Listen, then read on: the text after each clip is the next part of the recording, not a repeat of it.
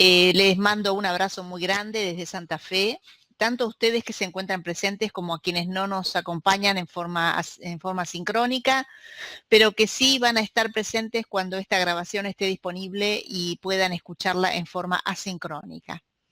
Bueno, estamos aquí compartiendo un ratito. La idea no es hacerlo muy largo, sino poner de alguna manera el acento en un tema muy importante, que es la localización del emprendimiento y el reciclado de las instalaciones agropecuarias en desuso, que es un punto, si se quiere, crítico dentro de lo que es la producción de hongos comestibles. La verdad es que hay muchos temas para tratar dentro de lo que es la producción de hongos comestibles, especialmente en este curso, que es un curso introductorio y que abarca no solamente la producción de Pleurotus, sino también las consideraciones respecto de otras especies, como el champiñón, el shiitake, el enoquitake y otras especies también interesantes. Normalmente las preguntas están dirigidas a Pleurotus porque probablemente sea la especie más conocida entre nosotros, la más popular en cuanto a su facilidad de producción, pero también hay inquietudes y hay preguntas que surgen respecto de las otras especies. Un poco la idea de hoy es plantearnos este tema que por ahí, qué sé yo, no es tan fácil de encontrar. Suele ser una pregunta muy recurrente respecto de dónde localizar el emprendimiento o cómo aprovechar instalaciones agropecuarias que hayan sido antes usadas para otras cosas, para otros fines, y que ahora pueden ser adaptadas a la producción de hongos comestibles. Por eso, si ustedes quieren, vamos a comenzar. Me gustaría que me digan si me escuchan bien, Agustín, Micaela, Natalia, que me escriban por la vía del mail si me están escuchando correctamente. Bárbaro. Voy entonces a comenzar. Para comenzar, bárbaro, Natalia, muchas gracias, Agustín, y muchas gracias, Micaela, perfecto. Para comenzar, recordemos un poco, para dar un poco de contexto a lo que va a ser la charla de hoy, recordemos algunas cosas. Los hongos se adaptan a las nuevas tendencias en alimentación. ¿Por qué nos interesa producir hongos y no otras cosas? Cuando decidimos emprender, al principio nos preguntamos qué hacer, dónde invertir nuestro dinero, qué hacer con nuestras expectativas de emprendimiento. Y bueno, los hongos comestibles aparecen como una posibilidad porque son muy fuertes las razones que nos llevan a poder inclinarnos hacia esta producción no tradicional. Palabras como bienestar, salud, cuidar del colesterol, estar en forma, el equilibrio, el balance, la energía, la vitalidad, disfrutar comidas ricas pero saludables. Es decir, esta creciente actitud positiva del consumidor hacia una alimentación más sana, sin dudas nos vuelca a alternativas de este tipo, donde el gran argumento de venta sea precisamente esto, estar bien, estar en forma, estar sano, estar vital. Muy bien. ¿Y por qué entonces? Seguimos preguntándonos por qué, qué otras razones pueden movernos a emprender con hongos comestibles. Bueno, aquí hay una serie de ellas. Es ideal para un emprendimiento familiar, es un tipo de emprendimiento que nos permite una razonable inversión en tiempo y dinero. Son ciclos productivos cortos, es decir, que nosotros en aproximadamente 90 días, entre 90 y 120 días, estamos viendo el resultado de nuestro esfuerzo, es decir, que realmente es relativamente corto. Es una agroindustria limpia, no es un animal, no hay faena, no hay sangre, es decir, que aquí los residuos que puedan generar son muy fácilmente manejables. Es un producto que recibe un tratamiento similar al de una hortaliza, se vende como una hortaliza y también se trata, se maneja, se manipula como una hortaliza. Existe demanda insatisfecha tanto en el mercado interno como externo. Esto sucede hace mucho tiempo. Sin dudas no es fácil encarar una operación de mercado externo, pero sí podemos trabajar con el mercado interno que realmente se encuentre satisfecho y donde podemos encontrar realmente muchas posibilidades. Pero además una verdadera razón que a mí me gusta mucho destacar es que tiene muy buena aceptación por parte del consumidor.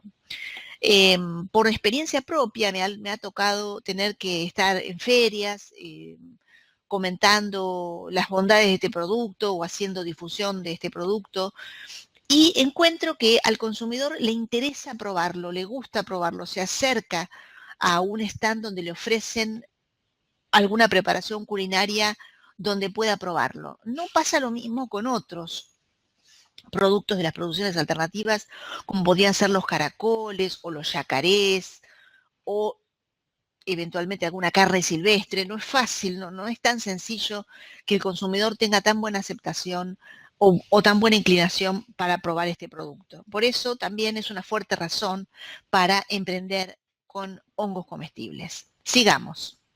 Si quieren hacer alguna pregunta o algún comentario, pueden tomar el micrófono o pueden escribir por la vía del chat, no hay ningún problema. Podemos ir conversando las cosas para hacer esta videoconferencia más amena y más interactiva.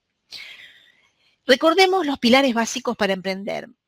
Contar con un espacio físico adecuado, mano de obra en cantidad y calidad suficiente. Una de las razones probablemente también fuertes tiene que ver, decíamos recién, con el hecho de que este emprendimiento es ideal para una producción familiar, precisamente porque la mano de obra puede provenir de nuestra familia, podemos incluir algún hijo, podemos hacerlo con el compañero, con la pareja, podemos hacerlo con algún pariente cercano, con algún amigo. Evidentemente es un emprendimiento que puede interesar también a nuestros seres queridos más cercanos, aunque aquí hay todo un tema que se abre, que lo hemos estado tratando en el curso también, y que tiene que ver con el hecho de encontrar un buen socio, ¿verdad? No es fácil compatibilizar el hecho de que la persona sea un afecto, o sea un pariente cercano, o sea un amigo, y que esto se traduzca también en una correcta sociedad. Muchas veces no tiene nada que ver, puede ser una persona muy apropiada para pasar un buen rato, un momento agradable o compartir momentos importantes de nuestra vida, pero no ser adecuado para ser socio.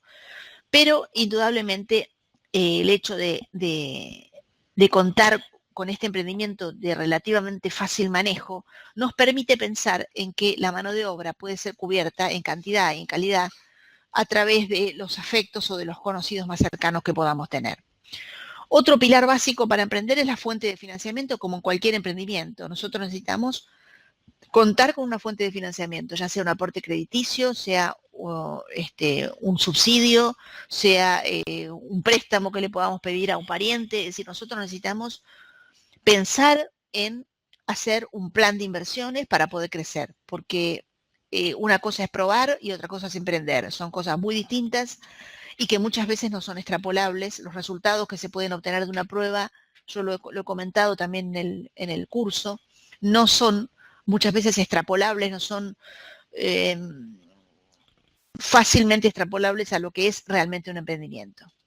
Algo que también es muy importante contar es un estudio de mercado, aunque sea mínimo, del objetivo, el volumen y los plazos que nos proponemos para crecer. Para ello es fundamental contar con información, con capacitación constante y fundamentalmente con las últimas dos condiciones: el convencimiento personal y el poder de decisión, y el tiempo y mucha paciencia. Es decir, para emprender nosotros podemos tener dinero, podemos tener gente, podemos tener la información, pero si no tenemos el convencimiento personal y el poder de decisión para gravitar sobre el emprendimiento, y si no estamos dispuestos a dedicarle tiempo y mucha paciencia, bueno, lo más probable es que el emprendimiento no evolucione y probablemente fracase. En esta transparencia, en esta pantalla, estamos viendo dos puntos destacados en letra azul: contar con un espacio físico adecuado y con la información. Son los dos puntos a los cuales nos vamos a dedicar en los próximos minutos. Condiciones para cultivar hongos. ¿Cuáles son las condiciones para cultivar hongos? Una de las cosas que hemos estado conversando en el curso es definir qué significa cultivar, qué es ¿A qué nos referimos cuando hablamos de cultivar? Cultivar es imitar las condiciones que le brinda la naturaleza. Nosotros vamos a cultivar imitando, tratando de imitar las condiciones ambientales que le brinda la naturaleza al hongo, es decir, las condiciones naturales en las que ese hongo crece en forma silvestre. Si nosotros logramos imitar esas condiciones en forma artificial, vamos a entonces haber entendido cómo se comporta ese hongo y cómo hacer para obtener una producción exitosa. El óptimo cultivo de hongos va a depender de tres cosas fundamentalmente, de que obtengamos micelio de calidad, es decir, semilla, inóculo, de calidad, que sea de buena calidad, que sea de un proveedor confiable, que podamos hacerlo en un ambiente controlado, precisamente que nos permita imitar las condiciones que le brinda la naturaleza, y que podamos hacerlo en un sustrato, sobre un sustrato creado artificialmente. Un sustrato creado artificialmente a partir de materiales que nosotros vamos a comprar o a adquirir, que vamos a limpiar y que vamos a poner a disposición de ese micelio y en ese ambiente controlado. Avanzamos un poco más en las etapas de cultivo de hongos. Una vez que nosotros tenemos, estamos haciendo un contexto, estamos ingresando poco a poco al tema de la videoconferencia de hoy. Una vez que nosotros tenemos el micelio de calidad, tenemos el ambiente donde vamos a desarrollar el emprendimiento y tenemos los materiales para preparar el sustrato, vamos a atravesar las diferentes etapas del cultivo de hongos. Estas etapas son 9. La preparación del alimento o sustrato, la limpieza de ese sustrato, la siembra o inoculación, la incubación, la inducción a la fructificación propiamente dicha, la cosecha, el empaque y el descarte y renovación del sustrato y los soportes. Todas las especies de hongos atraviesan por estas etapas, ya sea champiñón, pleurotus, enoquitaque, shiitake, en todos los cultivos que nos propongamos realizar en forma artificial, vamos a tener que pensar en estas etapas, preparar el alimento, es decir, elegir los materiales y prepararlos, limpiar el sustrato, porque los alimentos o los materiales que componen ese alimento o sustrato se encuentran sucios, llenos de tierra, contienen esporas de otros hongos, contienen huevos de insectos, es decir, contienen una serie de contaminantes que tienen que ver con con el hecho de que van a competir con el hongo que nosotros queremos cultivar, con lo cual necesitamos limpiarlo, necesitamos poner a disposición del micelio de nuestro hongo, ese sustrato limpio, para que el hongo pueda avanzar en la colonización del sustrato rápidamente, pueda atravesar su etapa vegetativa rápidamente y rápidamente también llegar a la fructificación y darnos muchos hongos. Muy bien. Lamentablemente no puedo hacer nada por tu conexión, Micaela. A ver, Natalia y Agustín, ¿me escuchan bien? ¿Me siguen escuchando bien? Perfecto, bárbaro. Entonces, Micaela, el problema lo tenés vos con la conexión. Bien, entonces decíamos que la segunda etapa es limpiar el sustrato. Esta limpieza del sustrato nosotros la llamamos en el curso pasteurización, ¿se acuerdan? Hablamos incluso de las condiciones de la pasteurización, hablamos de la importancia, hablamos de que la pasteurización se transforma en un cuello de botella del emprendimiento, es decir, si nosotros no planificamos adecuadamente la capacidad de pasteurización, nos vamos a ver en un problema a la hora de incrementar la escala. Cuando nosotros querramos escalar el emprendimiento, cuando querramos agrandarnos, si no podemos superar nuestra limitación en cuanto a la capacidad de pasteurización, nos vamos a ver limitados en ese punto. Una vez que nosotros tenemos limpio el sustrato, procedemos a la siembra o inoculación del micelio. ¿Se acuerdan que para iniciar un cultivo de hongos comestibles necesitamos comprar, necesitamos adquirir o eventualmente elaborar el micelio reproductivo de hongos comestibles. Hemos estado charlando también sobre la posibilidad de elaborar o comprar. No lo hemos conversado demasiado, hay otras cohortes donde este tema se plantea con mucha fuerza, hay mucha gente que tiene ganas de hacer las dos cosas, que considera que puede hacerlo. Yo siempre creo que no es posible hacer las dos cosas en forma seria, salvo que uno tenga mucho dinero, tenga una planta muy grande, tenga personal especializado para ambos procesos. Evidentemente son dos negocios paralelos, pero diferentes. Una cosa es elaborar micelio para vender a potenciales productores y otra cosa es dedicarse a la producción de hongo fresco. Eso, bueno, si quieren después podemos discutirlo en el curso.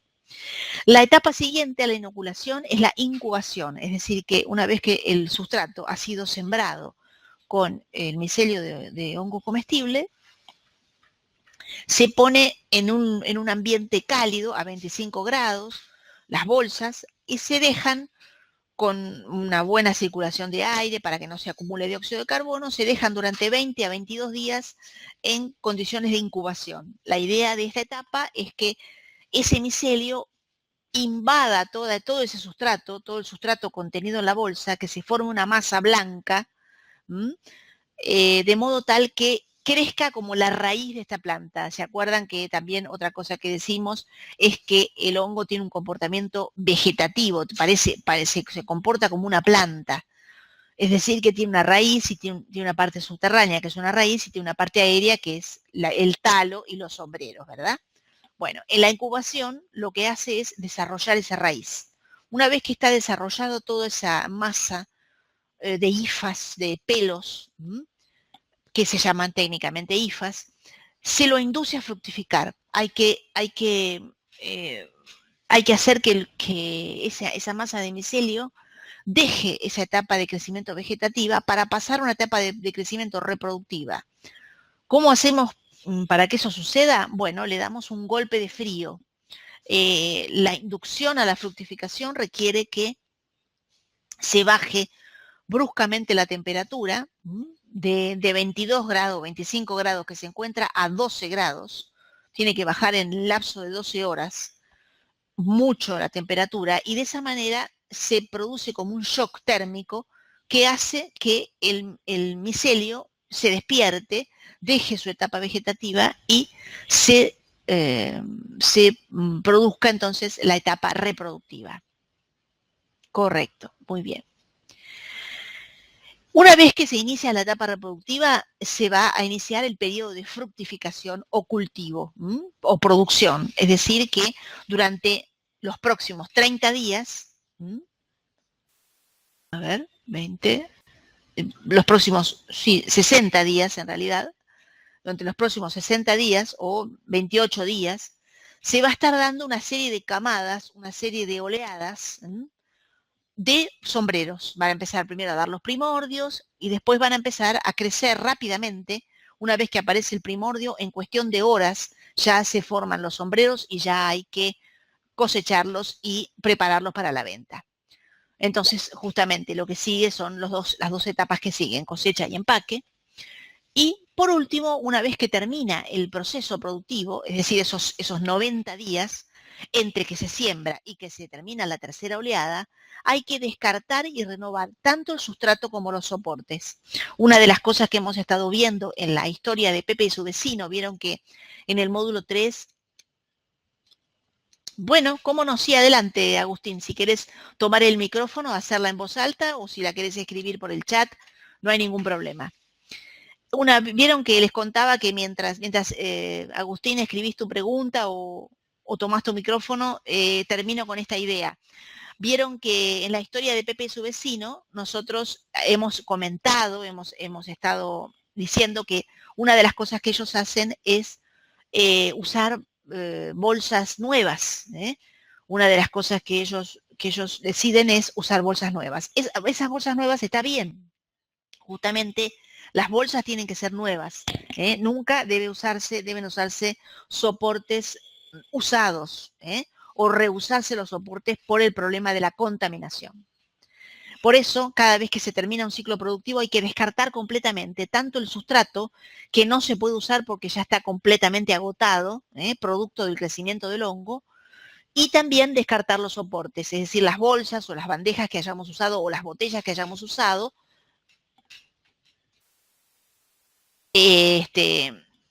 Nosotros tenemos que descartarlo completamente. En el caso de los desechos del café como sustrato, que ya pasó por agua a altas temperaturas, es necesario, sí, todos los materiales deben ser tratados de la misma manera.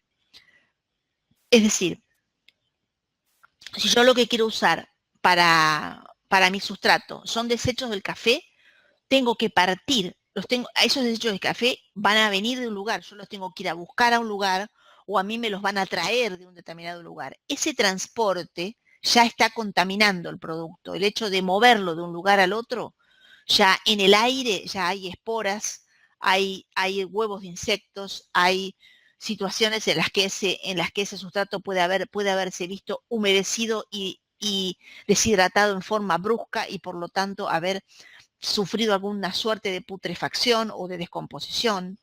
Es decir, que todo material que llega a nuestra planta es material. Se llame café, se llame paja, se llame marlo, se llame restos de cosecha del algodón, no importa. Es material lignocelulósico. Y como material lignocelulósico, tenemos que primero secarlo, tiene que estar bien seco, y después ser preparado, mezclado con los aditivos, si es que lo vamos a usar así, y posteriormente pasteurizado, sometido a, por lo menos, dependiendo del volumen, pero de 3 a 6 horas de vapor a 85 grados. Después hay que dejarlo tomar temperatura ambiente y luego tiene que ser inoculado. Es decir, que sí, hay que pasteurizarlo de igual manera. Recordando esto, recordando que deja de ser café, ¿entendés? Deja de ser café, si bien es un material que, como vos decís, ha recibido altas temperaturas, pero eso ha sido en un proceso anterior, que ya no está vigente, que ya el hecho de transportarlo, el hecho de moverlo de un lugar al otro, ya lo contamina. Con lo cual es fundamental pasteurizar todos los soportes, todos los materiales deben ser pasteurizados. El único caso en el cual no se pasteurizan los materiales es en el caso del cultivo en troncos. Los troncos, cuando se hace el sistema de cultivo en troncos, los troncos no se pasteurizan. Ese es el único caso. Después, cuando se hace cultivo sobre sustratos artificiales, es decir, sustrato artificial significa que se prepara un material especialmente para darle de comer al hongo. Bueno, en ese caso tenemos que pasteurizarlo. ¿Cómo hago para calurosos, para bajar la temperatura a 12 grados? En los meses calurosos no tenés que producir directamente. ¿Cómo haces? No producís. Así te lo digo. Es decir, no conviene, no conviene hacerlo, no hay manera de bajar la temperatura a 12 grados de manera económica. Todo lo que hagas para producir en los meses calurosos es antieconómico. Entonces, lo que hay que hacer es tomar los 8 meses productivos de marzo a noviembre y en esta época, más o menos para el mediados de noviembre, ya directamente cerrar la planta, dedicarla a hacer refacciones, hacer limpiezas, hacer cambios, a prepararse para la próxima campaña. Es decir, dejar en noviembre y volver a sembrar a mediado fin de marzo. Eso es lo que hay que hacer. Seguimos entonces, bueno, algunas fotos para ilustrar algunos de los cultivos que se cultivan sobre sustratos artificiales, como el champiñón, el portobelo, el lepistanuda, que es pie de terciopelo, y el champiñón del sol, son estas 4 fotos que vemos aquí. Tenemos también Pleurotus striatus, aquí lo vemos sobre sustratos artificiales y también sobre troncos, como les contaba recién. El Lentinula Rhodes, el diamante negro de la cocina, o lo que decimos el hongo japonés, el Lentinula Rhodes, el shiitake, para que lo vean, sobre troncos artificiales. ¿Mm?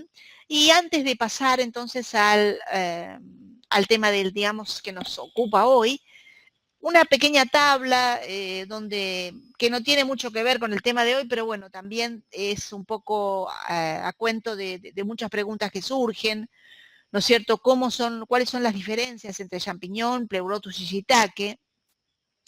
En cuanto a los componentes del sustrato, bueno, para el champiñón ustedes se acuerdan que es un hongo de saprófito secundario, es decir, que requiere compostar, ¿no es cierto? Requiere compostar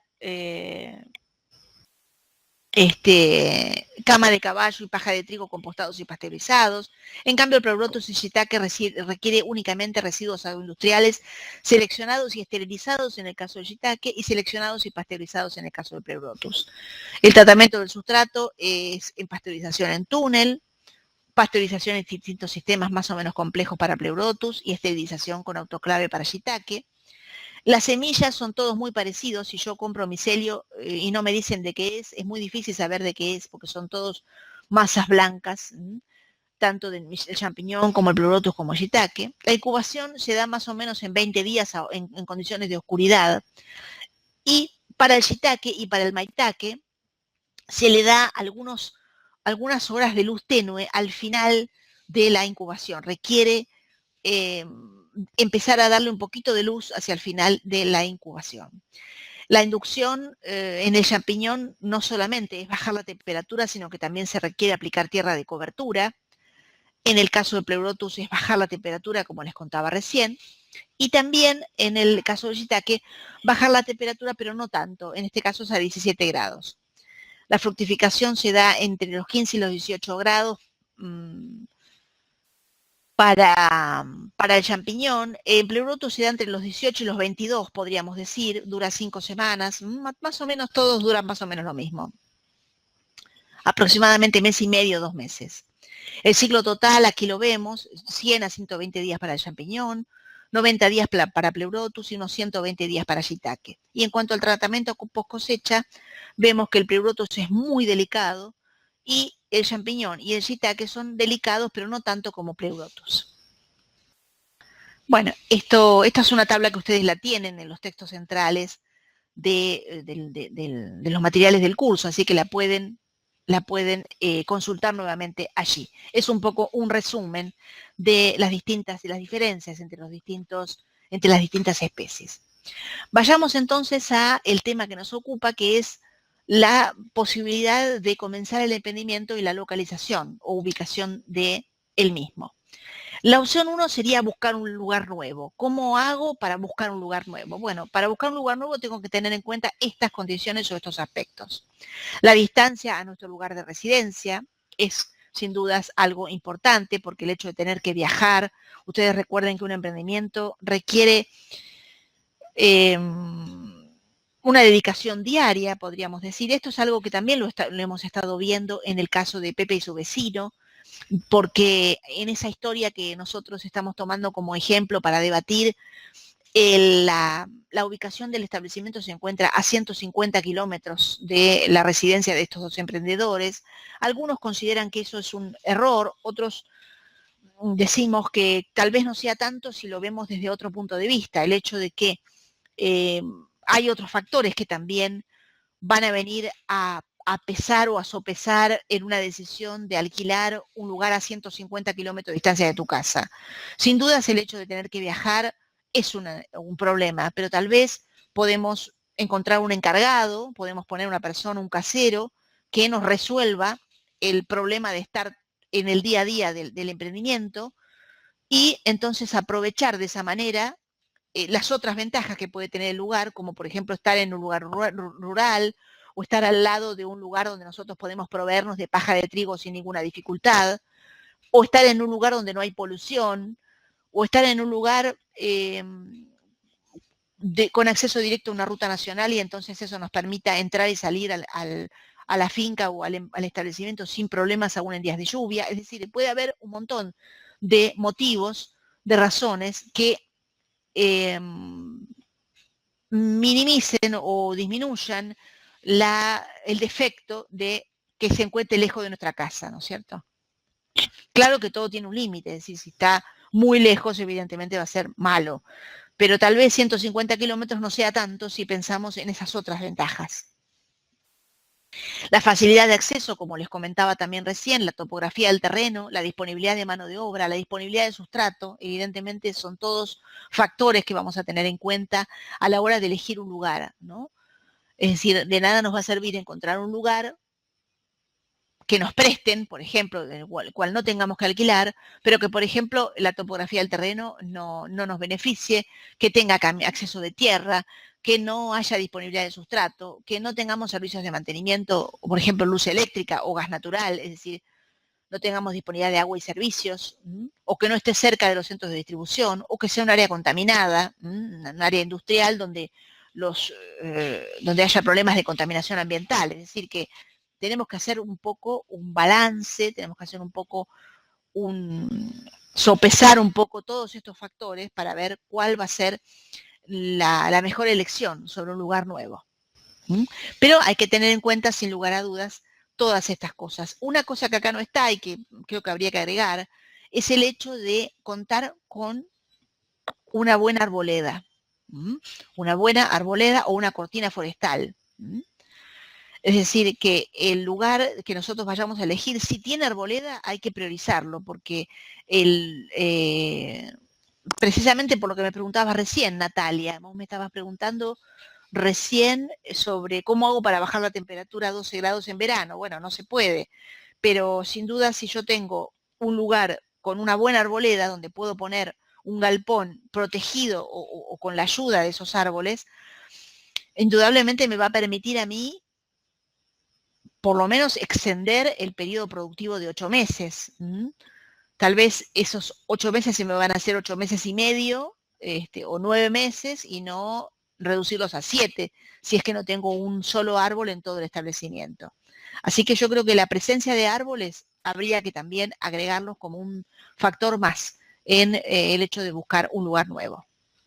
Bueno, la opción 2 sería reciclar instalaciones en desuso. Galpones, bodegas, galpones de crianza de aves, invernaderos, establos, antiguas fábricas. Pueden ser todas opciones muy, muy interesantes. El hecho de que podamos comprar, alquilar o hacer cualquier tipo de aprovechamiento, pero siempre vamos a tener que también evaluar la conveniencia de aprovechar estos lugares a la luz de los mismos criterios que usamos para la evaluación de una planta nueva. Tenemos que, fundamentalmente, cuando nosotros nos enfrentamos con una situación así, nos dicen, mira, yo tengo un galpón que antes lo usaba para criar pollos, o tengo un invernadero que no lo uso para nada, que está en perfecto estado, o tengo un establo o una antigua fábrica de sogas, qué sé yo, eventualmente que podamos aprovechar. Bueno, perfecto, está muy bien. Vamos a tener que evaluar el estado general de conservación de las instalaciones, vamos a tener que evaluar los servicios que posee, si todos funcionan o qué es lo que hay que arreglar. Vamos a tener que eventualmente estudiar qué equipos nos van a hacer falta renovar o agregar para poder adaptar esas instalaciones a esta nueva idea. Ustedes recuerden que, no sé si tengo acá, a ver si tengo acá, no. A ver, no, bueno, recuerden que una cosa que es muy importante es el diagrama de planta. Nosotros cuando nos vamos a iniciar en un emprendimiento de hongos comestibles, lo que tenemos que pensar es cómo vamos a resolver la sectorización de nuestra planta. Es decir, el cultivo de hongos comestibles tiene un punto muy crítico que tiene que ver con la contaminación y con el peligro de contaminación de las distintas áreas. Para evitarlo, o una manera muy útil de evitarlo, es respetando el sentido de circulación dentro de la planta. Si yo me muevo de la zona sucia a la zona limpia, no puedo moverme de la zona limpia a la zona sucia, porque tengo que siempre moverme dentro de la planta en un solo sentido de circulación, porque si no estoy arrastrando la contaminación de la zona sucia a la zona limpia. Cuando hablamos de zona sucia y zona limpia nos estamos refiriendo a la zona sucia, que es el patio de composteo y la zona de preparación del sustrato, y la zona de acopio de los materiales que nosotros vamos a usar para preparar el sustrato. Esa sería la zona sucia, y podríamos decir que parte de la pasteurización, o digamos la puerta de ingreso a la pasteurización sería también parte de la zona sucia. Ya se transforma en zona limpia la salida de la pasteurización, la sala de siembra y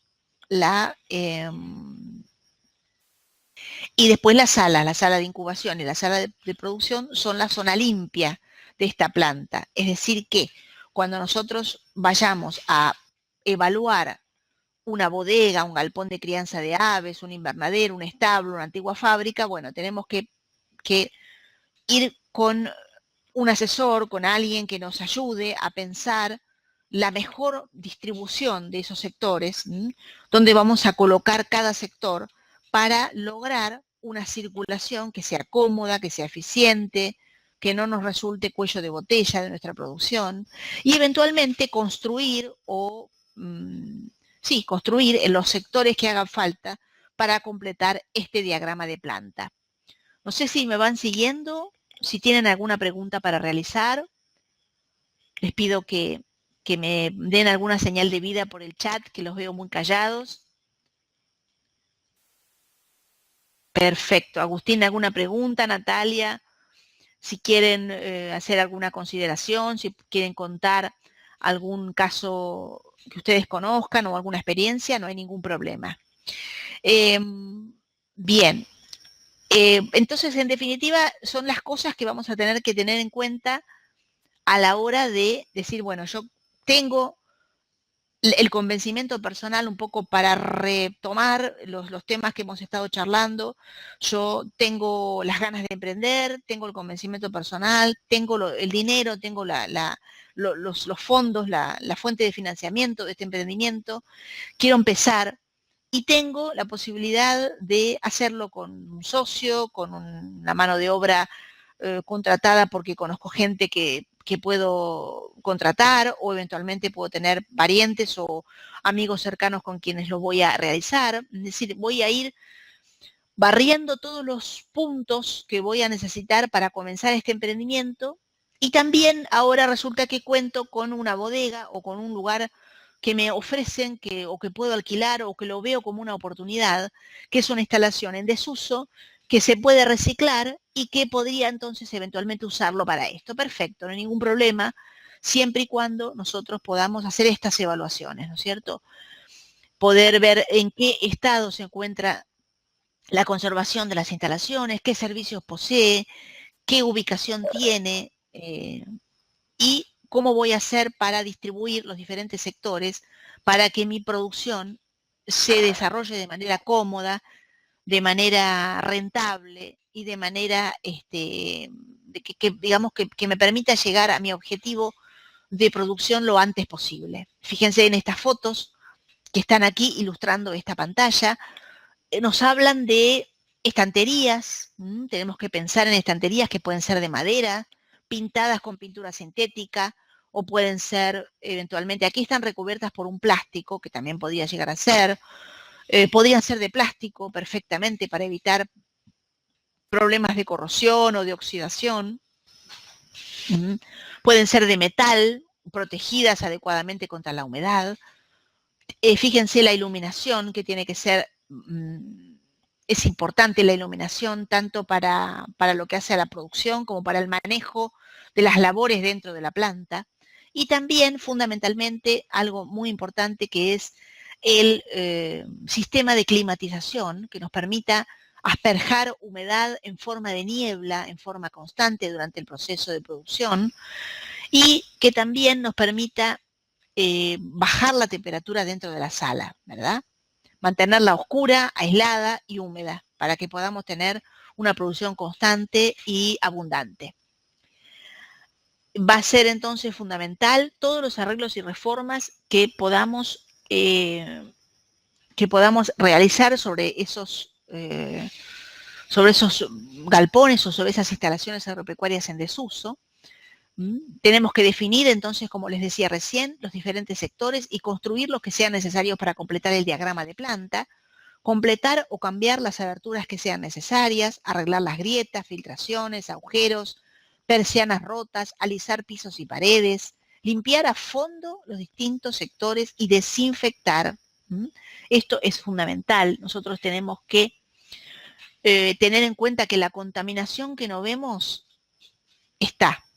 La suciedad, los factores de contaminación que nosotros no veamos y que no podamos limpiar, es contaminación que está y que se va a manifestar en las distintas ciclos de cultivo.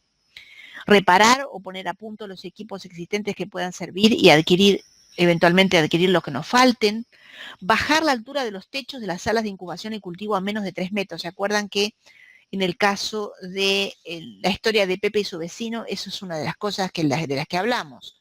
Una de las cosas que ellos van a hacer y que está muy bien, es bajar la altura de los techos a 2,60 metros. Tal vez no está bien la forma que ellos eligen hacerlo, que es hacer un entretecho de botellas de plástico, de botellas descartables de gaseosa o de bebidas. No sé si es la mejor solución. En realidad, como solución es buena porque el aislamiento se produce, son muy buenas aislantes las botellas de plástico, pero el problema es que se deterioran muy rápido, se llenan de mugre y al año va a tener que cambiarlas. Tal vez sea más rentable, sea mejor invertir en un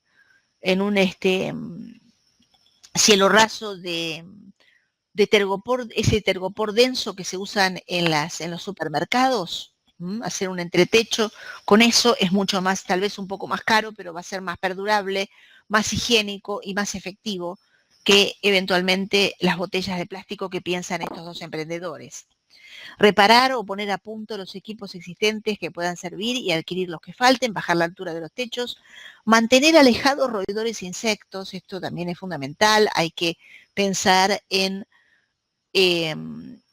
por supuesto, arreglar grietas, filtraciones y agujeros, persianas rotas, alisar pisos y paredes, eventualmente burletear paredes y puertas y ventanas para que no haya endijas por donde se metan las cucarachas, mantener cortado el césped alrededor del establecimiento, poner trampas para roedores y eventualmente vemos que hay signos de que hay roedores, y prever la construcción de buenos desagües y sus correspondientes rejillas. Es decir, que son muchas las cosas que nosotros tenemos que considerar para poner a punto un lugar eventualmente que sea potencialmente reciclable. Es decir, el hecho de que nosotros encontremos un lugar es una gran cosa, pero también tenemos que evaluar el costo que nos va a representar ponerlo a punto para que pueda estar en condiciones de recibir la producción de hongos que nosotros le vamos a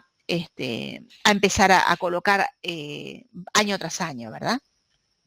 La opción 3, es decir, que la opción 1 decíamos era buscar un lugar nuevo, puede ser alquilado, puede ser comprado. La opción 2 es reciclar instalaciones en desuso. Opción 3 es diversificar la producción actual.